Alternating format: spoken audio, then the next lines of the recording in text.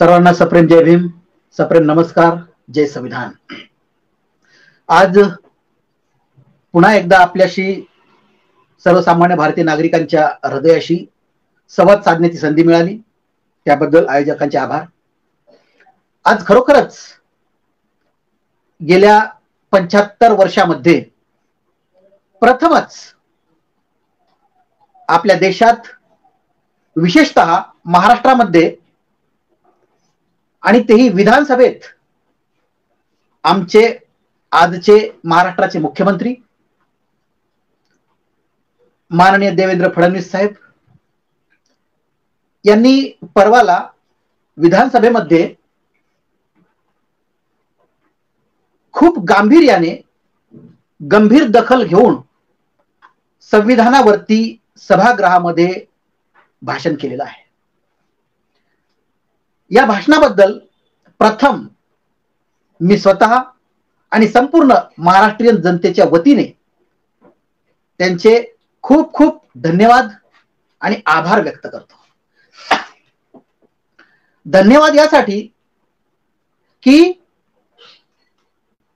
प्रथमच या महाराष्ट्रामध्ये, पुरोगामी महाराष्ट्रामध्ये संविधानाची दखल घेण्यात आली सरकार पक्षाकडून, सत्ताधाऱ्यांकडून। हे एक फार मोलाचं कार्य या ठिकाणी मुख्यमंत्री साहेबांनी केलेलं आहे। आभार यासाठी की आजपर्यंत महाराष्ट्राच्या जनतेनं कधी सत्ताधाऱ्याकडून डॉक्टर बाबासाहेब आंबेडकरांची जी संविधान क्रांती आहे, ती संविधान क्रांती सत्ताधाऱ्यांनी स्वीकारली। ती स्वीकारो कशीही, परंतु स्वीकारली असं सभागृहामध्ये त्यांनी मान्य करणं, म्हणून त्यांचे आभार। खरोखरच मुख्यमंत्री साहेबांनी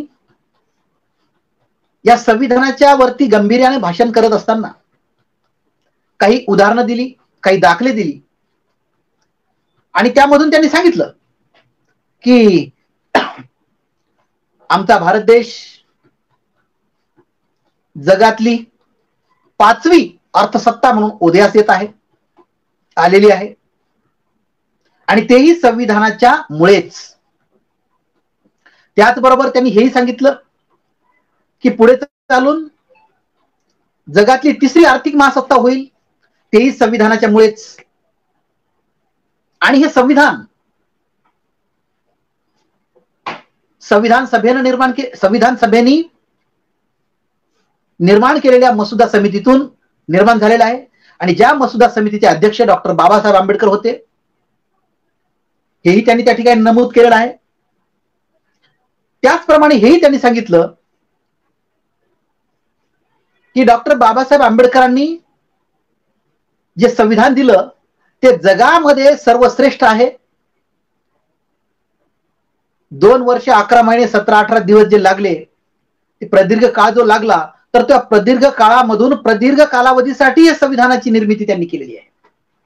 अशा पद्धतीनं डॉक्टर बाबासाहेब आंबेडकरांचं योगदान संविधानाच्या निर्मितीसाठी, आणि तेही आमचे मुख्यमंत्री यांच्या तोंडून जेव्हा आम्ही ऐकतो, तेव्हा खरोखरच आम्ही भावुक होऊन, अंतर्मुख होऊन, भावना विवश होऊन आम्ही ते ऐकत असतो। आणि जिथं जिथं डॉक्टर बाबासाहेब आंबेडकर महामानव, जे आमचे आदर्श आहेत, महापुरुष आहेत, आणि विशेष म्हणजे अमेरिकेने घोषित केलेले the symbol of knowledge of world आहेत, अशा महापुरुषांची संविधान क्रांती जेव्हा एखाद्या मुख्यमंत्र्याच्या तोंडून, जे आजपर्यंत कालपर्यंत संविधान विरोधी शक्ती म्हणून आम्ही उल्लेख करत होतो, आणि त्या संविधान विरोधी शक्तीच्या तोंडून जेव्हा ही बाबासाहेबांची संविधान क्रांती आम्ही भावुकतेने ऐकतो, तेव्हा खरोखरच आम्ही एकदम भावुक होतो, इमोशनल होतो, आणि त्या संविधान विरोधी शक्तीला आम्ही एक प्रकारे क्षणासाठी का होईना आम्ही विसरून जातो। हा आमचा स्थायी भाव आहे, हा संविधानवादी शक्तीचा हा स्थायी भाव आहे, स्वभाव आहे, सम्यक भावना आहे। आणि एवढ्या पद्धतीनं जवळपास अर्धा ते पाऊण तास 1 तास जवळपास माननीय मुख्यमंत्री देवेंद्र फडणवीस साहेब या डॉक्टर बाबासाहेब आंबेडकरांच्या संविधानाविषयी आणि त्यांच्या क्रांतीविषयी, त्यांच्या त्यागाविषयी, त्यांच्या समर्पणाविषयी आणि त्यांच्या भारत देशाला प्रदान केलेल्या संविधानिक मौल्यवान क्रांतीविषयी जे बोलले ते खरोखरच स्तुतीलायक आहे, कौतुकास्पद आहे. परंतु माननीय मुख्यमंत्री साहेब, मी एक सर्वसामान्य भारतीय नागरिक अनंत केरबाजी भवरे,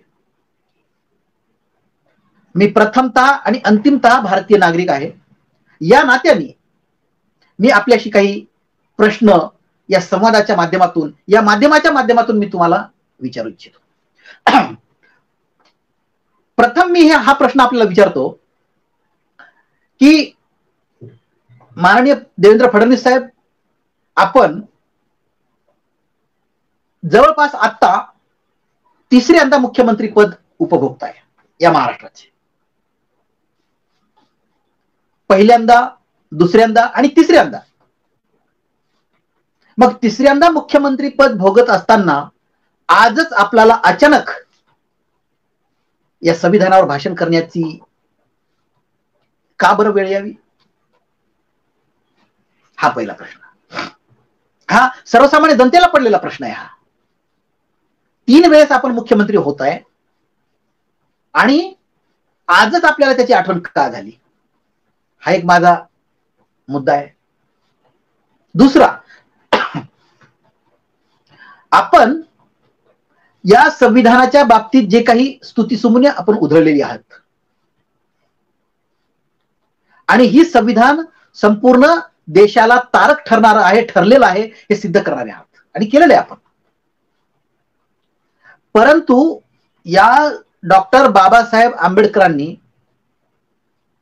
त्यांच्या 65 वर्षाच्या आयुष्यामध्ये सर्वात प्रथम आणि सर्वात महान कार्य जर काही केलं असेल आणि तेही केवळ आपल्या देशासाठीच नव्हे तर संपूर्ण सजीव सृष्टीचं कल्याण निर्जीव सृष्टीच्या सहाय्यानं कसं करता येईल याचा विचार करून त्यांनी सर्वात महान आणि सर्वात श्रेष्ठ काम जर प्रथम केलं असेल तर ती म्हणजे भारताच्या संविधानाची निर्मिती. आणि हे भारताचं संविधान ज्यामध्ये अनुच्छेद 12 ते 32 ही मूलभूत हक्क प्रत्येक भारतीय नागरिकांना प्रदान केलेली आहे. या 20 अनुच्छेदाच्या माध्यमातून जर आम्ही भारताचे लोक आणि स्वतःप्रत अधिनियमित करून अंगीकृत करत आहोत अशी आम्ही शपथ घेत असू तर या 20 अनुच्छेदाच्या माध्यमातून या संपूर्ण संविधानाची मूलभूत हक्काची चौकट आणि तिची आविष्कारिता करण्याची जबाबदारी प्रथम मी माझ्यावर घेतो. कारण मी या देशाचा नागरिक आहे आणि मी स्वतःप्रत होऊन करून अंगीकृत करत आहे. ही शपथ मी घेतल्यामुळं प्रथम जबाबदारी नैतिक आणि घटनात्मक ही माझी येते. ज्याप्रमाणे माझी येते त्याप्रमाणे तुमची येते, त्याचप्रमाणे येथील भारतीय प्रत्येक नागरिकाची येते. मग अशा वेळेस भारताच्या संविधानाच्या उद्देशिकेमधूनच ही शपथ घेतली जातो आम्ही. मग या मूलभूत हक्कांचं संरक्षण करण्याची जबाबदारी कुणाची? या देशातील केंद्र सरकारची, या देशातील राज्यातील राज्य सरकारची, या देशातील इतर राज्य सरकारांची. म्हणजेच या संविधानाच्या माध्यमातून जे कायदे मंडळ निर्माण झालं, जे कार्यकारी मंडळ निर्माण झालं, जे न्याय मंडळ निर्माण झालं, या 3ही प्रमुख संविधानिक संस्थांची जबाबदारी की या जनतेचं म्हणजे आमचं म्हणजे माझं आणि तुमचं आणि आपल्या सर्वांचं मूलभूत हक्काचं संरक्षण करण्याचं आद्य कर्तव्य, घटनात्मक कर्तव्य आणि नैतिक कर्तव्य हे त्या सरकारचं आहे, त्या संविधानिक संस्थेचं आहे. आणि या 3ही संविधानिक संस्थेमध्ये आपण सुद्धा या महाराष्ट्राचे मुख्यमंत्री म्हणून या संविधानिक संस्थेचा एक भाग आहात. आणि अशा काळामध्ये आपण या संविधानाच्या माध्यमातून विधानसभेमधून जे गांभीर्याने भाषण केलं त्याचीच दुसरी बाजू मी या ठिकाणी आपल्याला सांगतोय. आपण केवळ संविधान पाहिलेलं आहे, पण संविधानामध्ये 395 कोहिनूर हिरे डॉक्टर बाबासाहेब आंबेडकरांनी कसे निर्माण केले आणि कोणते केले याचा उल्लेख का नाही केला? एखादं तरी उदाहरण द्यायचं असतं. वरून वरून मोघम भाषण करण्यामध्ये आणि गांभीर्यानं बोलून इमोशनल सभागृहाला करून विरोधी पक्षांना एक प्रकारे तुमच्या माध्यमातून चितपट करून तुम्ही संविधानाला जो काही वरवरचा मुलामा सांगून त्या ठिकाणी सभागृह भारावून सोडलं. त्याच्या पुढची स्टेप मी आपल्याला सांगतोय. एक, ज्या डॉक्टर बाबासाहेब आंबेडकरांनी आपल्या देशाला संविधान दिलं, लोकशाही दिली, या माध्यमातून ही लोकशाही जिवंत ठेवण्यासाठी आम्हाला 2 समीकरणांना सूत्र सांगितलेले आहेत. एक, या देशामध्ये लोकशाही जर जिवंत ठेवायची असेल तर आमची सार्वजनिक सदसद विवेकबुद्धी विकसित झालीच पाहिजे. आणि दुसरं, आम्ही घटनात्मक नीतीचे पालन केले पाहिजे, तरच आमच्या देशात लोकशाही नांदू शकते. हा डॉक्टर बाबासाहेब आंबेडकरांचा इशारा हे संविधान आणि लोकशाही देतानाचा आपण कधी ध्यानात घेतलाय का? ही सार्वजनिक सदसद विवेकबुद्धी विकसित करण्यासाठी, घटनात्मक नीतीचं पालन करण्यासाठी बाबासाहेबांनी संविधानामधून आपल्याला एक कॉन्क्रीट ट्रीटमेंट करून दिलेलं होतं. त्याची आठवण मी तुम्हाला करून देतोय. नंबर 1, ज्या डॉक्टर बाबासाहेब आंबेडकरांनी या संविधानामधून अनुच्छेद क्रमांक 47 मधून जे तुम्हाला विशेष करून सांगितलेलं आहे की या राज्यांमध्ये अल्कोहोलची निर्मिती केवळ आणि केवळ औषधी निर्मितीपुरतीच केली पाहिजे, त्यापेक्षा अर्धा अंश सुद्धा जास्त नको. पहा, डॉक्टर बाबासाहेब आंबेडकर काय म्हणतात, फडणवीस साहेब संविधानामधून काय सांगतात की राज्यांनी अल्कोहोलची निर्मिती केवळ आणि केवळ औषधी निर्मितीपुरतीच केली पाहिजे, जे मेडिकलमध्ये भेटते ते, त्याच्यापेक्षा अर्धा अंश सुद्धा जास्त नको. असं का सांगितलं असेल ते पहिले सांगतो. हे यासाठी सांगितलेलं आहे की या देशामध्ये अल्कोहोल म्हणजे मादक पदार्थ सर्वच प्रकारचे, तंबाखू, बिडी, दारू, गांजा, चरस, अफू, बियर, बार, दारू, सर्व प्रकारचे अल्कोहोल पदार्थ. या मादक पदार्थाचं सेवन तर बाजूलाच, पण निर्मितीच नकोय. आणि का नकोय की या निर्मितीमुळं सर्वसामान्य जनता त्या मादक पदार्थाचं सेवन करील, व्यसनी होईल आणि त्यांचं शरीर खंगून त्यांची बुद्धी भ्रष्ट होईल. आणि बुद्धी भ्रष्ट झाली की सार्वजनिक सदसद विवेक बुद्धी विकसित होण्याला अडसर निर्माण होतो. म्हणूनच या 47 क्रमांकाच्या माध्यमातून तुम्हाला म्हणजे सरकारला सांगितलेलं आहे की या अल्कोहोलची निर्मिती अजिबात झाली नाही पाहिजे. आता मला सांगा, त्या दिवशी तुम्ही परवाला विधानसभेमध्ये जे गांभीर्यानं ह्या संविधानावरती बोललात, या 47 क्रमांकाच्या अनुच्छेदाचं उल्लंघन आजपर्यंत तुम्ही 3 वेळेच्या मुख्यमंत्री पदामधून तुम्ही का केले नाही याची बंदी सांगा. काय या कलमाचं तुम्ही उल्लंघन केलेलं आहे? का तर तुम्हाला आज जर त्या 47 क्रमांकाच्या अनुच्छेदाचं उल्लंघन केलं नसतं, अंमलबजावणी केली असती, तर या राज्यामध्ये निदान या राज्यामध्ये एकही दारूच्या निर्मितीच्या कारखाने सगळे बंद झाले असते, बंद पडले असते. आणि जेव्हा दारूचे कारखाने बंद होतील, कंपन्या बंद होतील, आपोआपच दारू बंदी कायमची होईल. निर्मिती बंद दारूची. मी दारू पिण्यासाठी बंदी म्हणत नाही, दारू निर्मिती बंदी. तुम्ही परवाने देऊच नका. केंद्रीय उत्पादन शुल्काला सांगा की या ठिकाणी कुठल्याही दारूच्या दुकानासाठी परमिशन बंद केलं पाहिजे, कंपन्याच बंद केल्या पाहिजेत. हे 47 क्रमांकाच्या अनुच्छेदाचं जर तुम्ही उल्लंघन केलं नसतं, अंमलबजावणी केली असती, तर आज आमचं राज्य, जे राज्य घटनात्मक नीतीचं पालन केलं असतं, सार्वजनिक सदसद विवेक बुद्धी यांची विकसित झाली असती, पण ते आपण केलेलं नाहीये. त्याचप्रमाणे अनेक प्रश्न आहेत. दुसरा प्रश्न सांगतो की 12 ते 32 मध्ये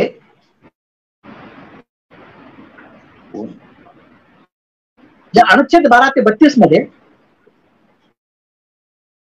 च्या माध्यमातून अभिव्यक्ती स्वातंत्र्याचा हक्क आणि अधिकार आम्हाला दिलेला आहे संविधानामध्ये. आणि त्या माध्यमातून मूळ जो आमचा आहे हा मूलभूत हक्क, या मूलभूत हक्कामध्ये सर्वोच्च स्थान जर आमचा असेल तर तो म्हणजे आमच्या मताचा अधिकार. आणि या मताचा अधिकार एवढा महत्वाचा आहे की डॉक्टर बाबासाहेब आंबेडकर सांगतात की या मताचा अधिकार तुमच्या जीवापेक्षाही प्राणापेक्षाही मोलाचा आहे. आणि हा मताचा अधिकार आम्ही संरक्षित आणि संरक्षित ठेवण्यासाठी जनतेच्या माध्यमातून, बुद्धिजीवी वर्गाच्या माध्यमातून, सुप्रीम कोर्टाच्या वकिलांच्या संघाच्या माध्यमातून आम्ही इलेक्ट्रॉनिक वोटिंग मशीन हटाव आणि संविधान बचाव, बॅलेट पेपरवर मतदान घ्या या मागणीसाठी आम्ही संपूर्ण देश आंदोलनाच्या माध्यमातून ढवळून काढला होता. त्याकडे तुम्ही दुर्लक्ष केलेलं आहे. तुम्ही मुख्यमंत्री असून मुख्यमंत्रीच्या व्यतिरिक्त तुम्ही एक भाजपाचे नेते म्हणून त्या ठिकाणी तुम्ही त्याच्याकडे पाहिलं आणि आमच्या ईव्हीएमचा अधिकार, ईव्हीएमच्या माध्यमातून मताचा अधिकार आमचा तुम्ही हिरावून घेतलेला आहे. बरं एवढंच काय, मताच्या अधिकाराच्या माध्यमातून जेव्हा निवडणुकीचा प्रचार सुरू झाला होता त्यावेळेस नालासोपाऱ्यामध्ये तुमच्याच पक्षाचे विनोद तावडे जे हॉटेलमध्ये नोटा वाटताना, बंडला वाटताना रंगेहात पकडल्या जातात, 3 कोटी रुपये जप्तही होतात, त्या प्रकरणाचं तुम्ही मुख्यमंत्री झाल्याच्या नंतर पुढे काय झालेलं आहे याचं प्रश्नाचं उत्तर देऊ शकाल? विधानसभेतून संविधानावर गांभीर्यानं भाषण करायला काय लागतं, परंतु अंमलबजावणी आणि आचरण करायला त्याग आणि संघर्ष आणि समर्पण लागतं, जो महापुरुषांकडे असतो, आपल्याकडे नाहीये. त्या विनोद तावडेच्या प्रकरणाविषयी तुम्ही काय भूमिका घेतलेली मुख्यमंत्री पदावर बसल्याच्या नंतर? नाही घेतली. सगळं आलबेल.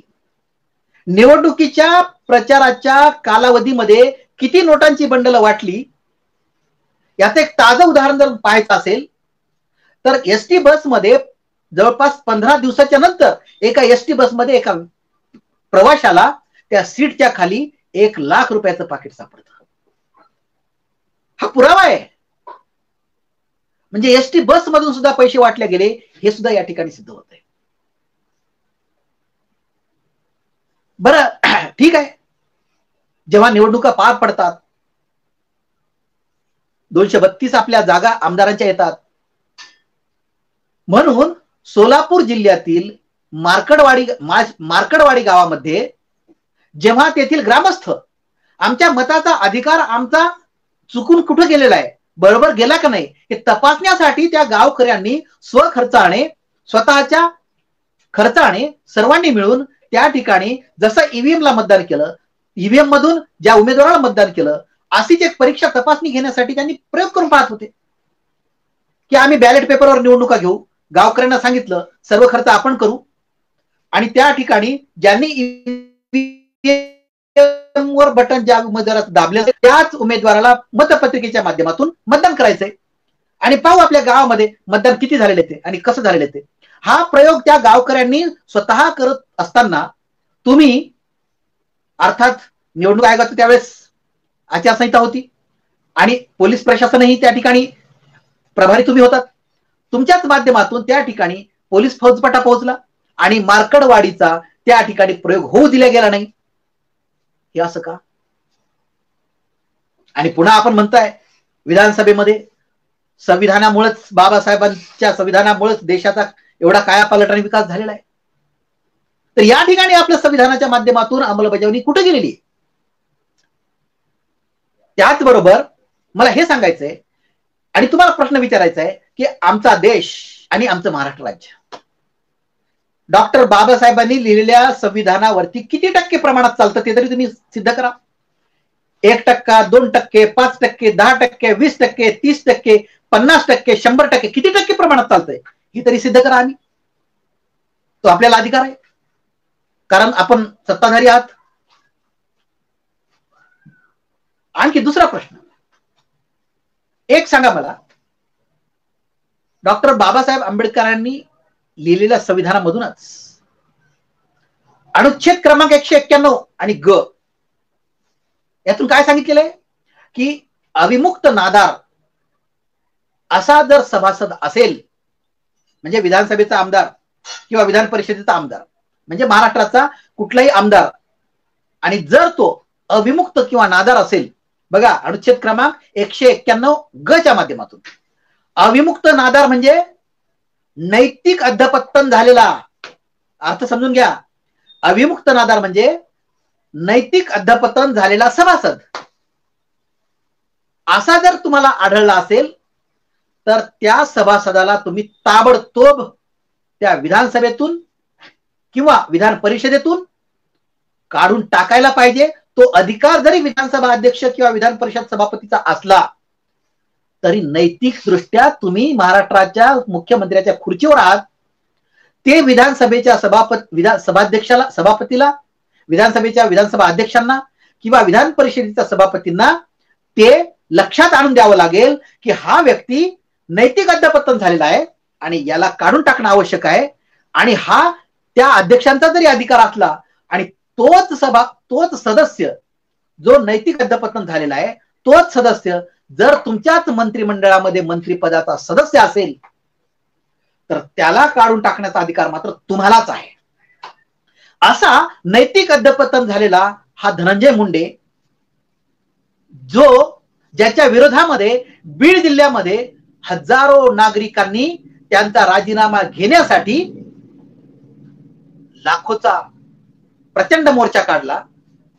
पण त्यापूर्वी एक नैतिक अधपतन झालेलं हे सिद्ध झालेलं असताना सुद्धा ज्या वाल्मिक कराडांनी संतोष देशमुख यांचा कशा पद्धतीनं अमानुष, अमानवीय हत्या केली, त्या वाल्मिक कराडांना अभय देणारा हा धनंजय मुंडे, जो तुमच्या मंत्रिमंडळामध्ये नैतिक अधपतन झालेला होता हे तुम्हाला माहिती होतं, तुम्ही ताबडतोब जनतेच्या मोर्चाची वाट न पाहता तुमच्या हृदयातील जे विधानसभेमध्ये गांभीर्याने जे भाषण केले तुम्ही, त्या भाषणाला अनुसरून गांभीर्यानं तुम्ही ताबडतोब त्या धनंजय मुंडेचा तुम्ही राजीनामा का नाही घेतला तेव्हा? म्हणजे याचा अर्थ स्पष्ट आहे की तुम्ही या नैतिक अधपतनाला मान्यता दिलेले, असाच त्याचा अर्थ होतोय. त्याचप्रमाणे डॉक्टर बाबासाहेब आंबेडकरांनी 202 ते 207 या अनुच्छेदामध्ये, म्हणजे 202, 203, 204, 205, 206 आणि 207 या अनुच्छेदामधून या राज्याचा अर्थसंकल्प सादर करण्याची तरतूद केलेली आहे. म्हणजेच राज्य सरकारने पुढील वर्षाचा अर्थसंकल्प विधानसभेमध्ये आणि विधान परिषदेमध्ये सरकार पक्षातर्फे मांडायचा आहे, अर्थमंत्र्यांच्या माध्यमातून मांडायचा आहे. आणि ते मांडत असताना पुढील वर्षाचा कसा येतो रुपया आणि कसा जातो रुपया, म्हणजे कोणत्या पद्धतीनं तुम्ही पैसा जमा करणार आणि कशा पद्धतीनं त्याची खर्च करणार, अशी तरतूद कशा पद्धतीने असते, याला वार्षिक अंदाजपत्रकीय अर्थसंकल्प म्हणतात. आणि तुम्ही काल तो सादरही केला. परंतु आपण गेल्या कित्येक वर्षापासून, म्हणजे 1960च्या महाराष्ट्राच्या निर्मितीपासून ते आजपर्यंत एक सुद्धा शिल्कीचा अर्थसंकल्प सादर केलेला नाहीये. एवढंच काय, तुम्ही 3 वेळेस मुख्यमंत्री झालेला आहात, भले ते 1.5 दिवसाचे का असे ना दुसऱ्यांदा, परंतु मी 3 वेळेस म्हणाल, रेकॉर्ड आहे. तुम्ही 3 वेळेस मुख्यमंत्री असताना तुमचा अर्थसंकल्प तुटीचा का निघतोय? शिल्कीचा अर्थसंकल्प का निघत नाही? बरं, शिल्कीचे जाऊ द्या, शिल्की नको, तुटीचाही नको, no profit no loss, neutral गिअरचा तुमचा अर्थसंकल्प का निघत नाहीये? याचा अर्थ स्पष्ट आहे, आम्ही विकासाकडे जात नाही आहोत, आम्ही विकासाच्या माध्यमातून भकासाकडे जात आहोत. हा खोटा विकास. देशाचं तुम्हीच स्वतः म्हणताय, सांगतायत लोकांना आपलं अंथरूण पाहून पाय पसरावं. आमच्या महाराष्ट्र राज्य सरकारचं उत्पन्न वार्षिक किती आहे? मग त्या उत्पन्नाच्या आतमध्येच तुम्ही खर्च का नाही भागवत? मग आपण या ठिकाणी अंथरूण पाहून पाय पसरायला काय प्रॉब्लेम आहे? इथं का तुम्ही कर्ज घेऊन कर्जाचं व्याज सुद्धा फक्त कर्जाचं व्याज देताय, मुद्दलाचं व्याज देताय, पण कर्ज तसंच असते. आज जवळपास या 3 महिन्यामध्ये 150 कोटी रुपयाचं या ठिकाणी तुम्ही कर्ज करून ठेवलेलं आहे. म्हणजे आत्ताच्या घडीला 10.25 लाख कोटी रुपयाचं कर्ज या महाराष्ट्रावर आहे. आणि विधानसभा निवडणुकीच्या पूर्वी 9.25 लाख कोटी रुपयाचं होतं. म्हणजे 1 लाख कोटी रुपयाचं या ठिकाणी कर्ज करून ठेवलंय. कशासाठी? आणि पुन्हा सांगायचं की डॉक्टर बाबासाहेब आंबेडकरांनी संविधान या देशाला दिलेलं आहे आणि या संविधानाची आविष्कारिता या संपूर्ण जगामध्ये एक आदर्श आहे. कोणत्या तोंडाने सांगताय तुम्ही विधानसभेमध्ये? आज तुम्ही लाडक्या बहिणींना 1500 रुपये देताय. हे कोणत्या अनुच्छेदामधून तुम्ही सिद्ध करून दाखवताय सांगा? संविधानातील कोणता अनुच्छेद आहे की ज्यामधून लाडक्या बहिणींना 1500 रुपये दिले पाहिजे? मग हे संविधानामध्ये आहे का? असेल तर सांगा. म्हणजे संविधानामध्ये जे आहे त्याची अंमलबजावणी करायची नाही, जे नाही ते निर्माण करायचे, त्याची अंमलबजावणी करायची. लाडक्या बहिणींना 1500 रुपये देतात हे मी या ठिकाणी चूक समजत नाहीये, परंतु हे निश्चित समजतो की या 1500 रुपये देण्याच्या ऐवजी या महिलांना, या आमच्या लेकी बाळांना संरक्षण द्या, मूलभूत हक्काचं संरक्षण द्या. आज बघा, चीनची लोकसंख्या आणि आमची लोकसंख्या जवळपास सारखी आहे. चीनमध्ये एक भिकारी सुद्धा काही भेटत नाही. एक सुद्धा भिकारी तुम्हाला चीनमध्ये दिसणार नाही. चीनमध्ये एखाद्याला जर मदत करायची असेल तर त्यांना मासे पकडण्याचं जाळे देतात. एखादा गरीब असेल, एखादा हतबल असेल तर त्याला आर्थिक मदत न देता तर त्याला मासे पकडण्याचे जाळे देतात. कारण ते जाळ्याच्या नुसार तो समुद्रामध्ये जाईल, नदीमध्ये जाईल, मासे पकडेल आणि त्या मासे बाजारात विकेल आणि त्या माध्यमातून त्याचा उदरनिर्वाह करेल. ही आर्थिक विकासाची ही खरी संकल्पना आहे. आज उलट 1500 रुपये देऊन आमच्या लाडक्या बहिणींना तुम्ही काय केलेलं आहे की तुम्ही मूलभूत हक्कावर जर संरक्षणावर गदा आली तर तुम्ही तोंड उघडायचं नाही. अशा पद्धतीनं अप्रत्यक्षरित्या हा सरकारतर्फे आमच्या लाडक्या बहिणींना दम दिलेला आहे तुम्ही. मग ते निवडणुकीतील मताचा अधिकार जरी असला, 1500 रुपये महिन्याला घेतलेले आहेत, मतदान करा, असंही तुम्ही अप्रत्यक्ष बोलायला मोकळे आहात. म्हणजे ज्या डॉक्टर बाबासाहेब आंबेडकरांनी आम्हाला जो मताचा अधिकार दिलेला आहे तो अशा पद्धतीनं महिन्याला 1500 रुपये घेऊन आम्ही 5 वर्षानंतर तुम्हाला पुन्हा मतदान करावं अशी तुमची अपेक्षा आहे लाडक्या बहिणीकडून. याचा अर्थ काय? याचा अर्थ आमच्या मताच्या अधिकाराला या भ्रष्टाचारातून तुम्ही शिष्टाचार निर्माण करण्याचं काम केलेलं आहे.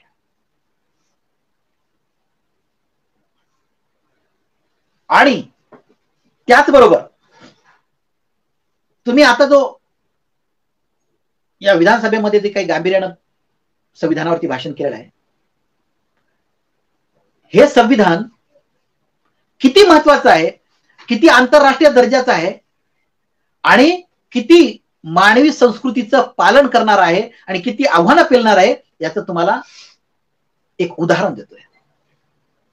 जेव्हा या जगामध्ये दुसऱ्या महायुद्धाचा शेवट झाला आणि अशा दुसऱ्या महायुद्धामध्ये जागतिक विनाशामध्ये होरपळलेल्या जगाला पुन्हा कधीही तोंड पुन्हा कधीही या जगामध्ये होऊ नये म्हणून युनो स्थापन झाली 24 ऑक्टोबर 1945 ला.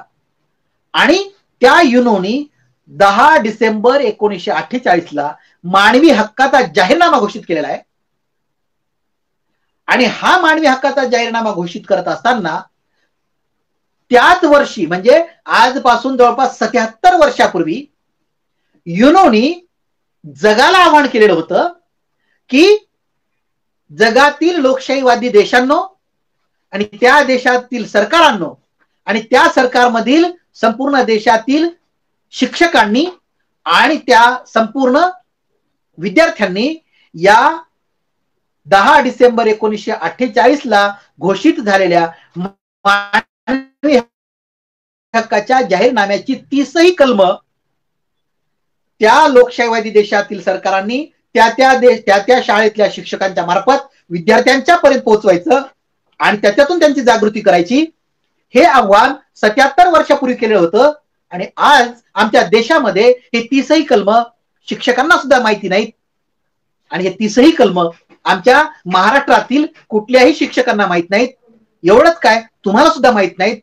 तर मग याचा अर्थ, याचं महत्व या विधानसभेमध्ये संविधानावर गांभीर्यानं आणि भावनिक होऊन केलेलं भाषण, ही अवस्था आणि संविधानाच्या अंमलबजावणीची ही अवस्था, या दोन्हीचा जर तुलनात्मक अभ्यास केला तर तुम्ही त्याचा विचार करा की तुम्ही आज काय करत आहात. आज राहुल गांधींनी संविधानाचं पुस्तक हातात घेऊन सभा गाजवल्या. या आमचे कॉमेडियन, स्टँडअप कॉमेडियन कामरा यांनी जे व्हिडिओ व्हायरल केलेला आहे, त्यांनी सुद्धा संविधानाचं पुस्तक हातात घेऊनच अभिव्यक्ती स्वातंत्र्यावर कोणी गदा आणू शकत नाही अशा पद्धतीने त्यांनी ती आपली कॉमेडियन त्या ठिकाणी सादर केलेली आहे. आणि याच माध्यमातून तुम्ही विधानसभेमध्ये या संविधानाचंच पुस्तक हातात घेऊन किंवा संविधानाच्याच बाबतीत गांभीर्यानं तुम्ही जो भाषण केलेला आहे, याचा अर्थ हाच आहे की विरोधकांनी, इतरांनी संविधानाचं पुस्तक हातात घेऊन जे काही काम केलेलं आहे त्याला प्रत्युत्तर म्हणून तुम्ही या ठिकाणी विधानसभेमध्ये गांभीर्यानं भाषण केलेलं आहे. 14 एप्रिल येत आहे. 14 एप्रिल म्हणजे डॉक्टर बाबासाहेब आंबेडकरांची, महापुरुषाची जयंती. आणि या जयंतीनिमित्त जे संविधानाला मानतात, जे बाबासाहेबांना आपल्या बापासारखं मानतात, त्यांचे अनुयायी, त्यांचं मन जिंकण्यासाठी आणि त्यांना आपलंसं करण्याचं एक ढोंगी नाटक करण्यासाठी तुम्ही या विधानसभेमध्ये भाषण केलेलं आहे. आणि खरोखरच काही लोकांना ते खूप भावलेलं आहे, साहजिक आहे भावना. परंतु ज्यांना भावतं त्यांना तरी संविधानातील 395 कोहिनूर हिरे माहित असतात का? जर माहित असते तर भाविकही झाले नसते. आणि अशा प्रकारे या संविधानाच्या माध्यमातून केवळ भाषण करून चालणार नाही, तर त्याची नीट अंमलबजावणी केली पाहिजे. आणि जे तुमच्या हातामध्ये आहे, विचार करा, 288 विधानसभेच्या सदस्यांच्या जागा असताना 2024च्या झालेल्या निवडणुका, यामध्ये तुमच्या सत्ताधारी पक्षांचे 232 आमदार निवडून येतात. एवढं मोठं यश आहे हो, भयानक यश आहे. 288 पैकी 232 आजपर्यंत महाराष्ट्राचा इतिहास आहे, हा रेकॉर्ड ब्रेक आजपर्यंत कधी झालेला नाही. एवढं मोठा रेकॉर्ड तुम्ही केलेला आहे. एवढा मोठा महाराष्ट्राच्या जनतेला तुमच्या पक्षाची किंवा तुमची आवश्यकता एवढ्या प्रमाणात वाटावी आणि एवढा तिसऱ्यांदा एवढं असून सुद्धा, एवढा 288 पैकी 232 येऊन सुद्धा एकही तुम्ही जल्लोषाची मिरवणूक काढलेली नाही, याचं काय कारण असेल? एकही आनंदाच्या भरामध्ये आनंदोत्सव तुम्ही साजरा केलेला नाही, याचं काय कारण असेल? उलट तुम्हीच तोंडात बोट घातली की आमचे आलेच कसे एवढे. म्हणजे याचा अर्थ स्पष्ट आहे, याचा अर्थ स्पष्ट आहे की या राज्याने, या देशाने, या जनतेने ईव्हीएमच्या माध्यमातून वोटिंग केली आणि ईव्हीएमची सेटिंग गेल्या 10 वर्षापासून आपण केली आणि परिणामी तुम्हाला 288 पैकी 232 मिळाले.